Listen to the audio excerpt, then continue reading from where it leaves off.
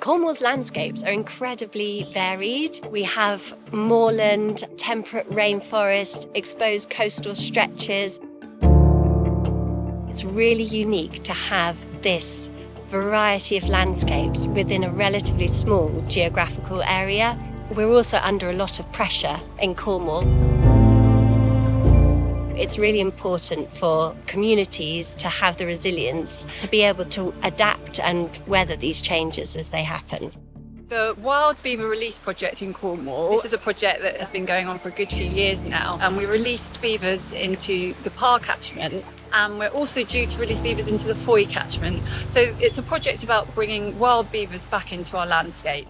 Beavers are a keystone species. This means that they create habitat through their damming activities where they slow the flow of water and spread it out. And this is amazing for invertebrates. It's amazing to support the whole food chain. So we're really excited for beavers to come back to the area.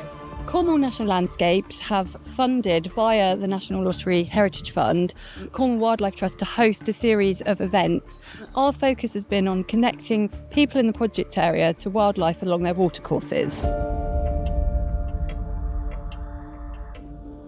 As well as understanding the health of the ecosystems to scope whether beaver release is possible, we also really want to build up a network of skilled volunteers who are able to monitor and record signs of different species being present.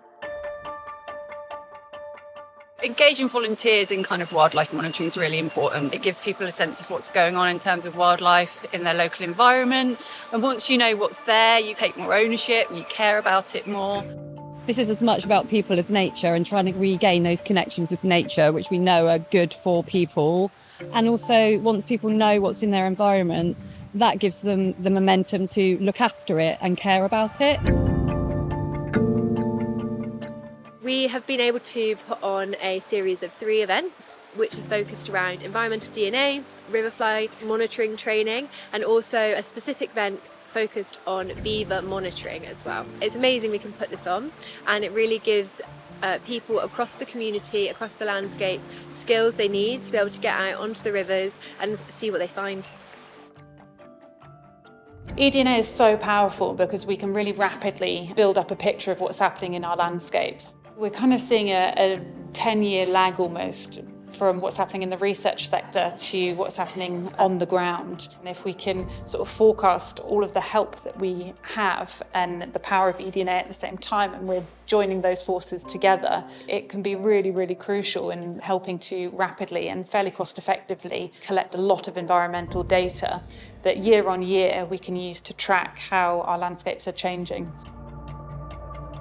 If a company caused a pollution incident and we have been taking riverfly monitoring and we do our electrofishing monitoring, we could show how healthy the river was before the incident, and we can also monitor the recovery of the river after the incident. If we didn't record anything, people would just say, oh, that was a shame, that was a nasty incident, but we had no evidence to know what it was like before or after.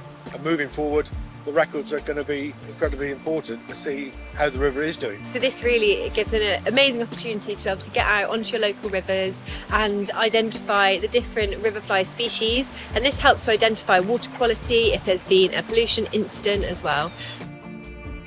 We're really working with our partners to grow a network of skilled volunteers who are dedicated to monitoring their local ecosystems and really caring for the landscapes and the places we all call home.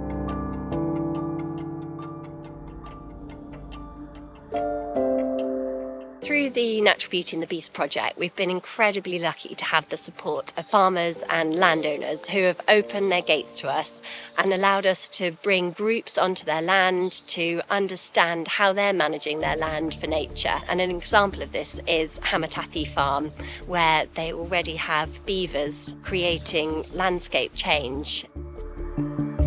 We were really keen on restoring nature as much as possible, but while carrying on farming and producing food. So we became very interested in anything we could do to restore biodiversity without interfering with the farm. So I said, well, let's get some beavers and put them in this valley that just has a stream running through it in a bit of woodland. Introducing them back into the landscape, I would say, is not just a good idea, I think it's a necessity as a way to tackle the crisis. Beavers are a known mitigant of flood. If all our headwaters had beavers in them, there would be a lot less flooding further downstream, and the water wouldn't just run off the land, it would be soaked by the great sponge that every beaver wetland is. And the beavers create those wetlands for free, and they also store water in the drier, longer summers that we have. From both those points of view, it builds climate resilience, which is something we need throughout the country, not just in Cornwall.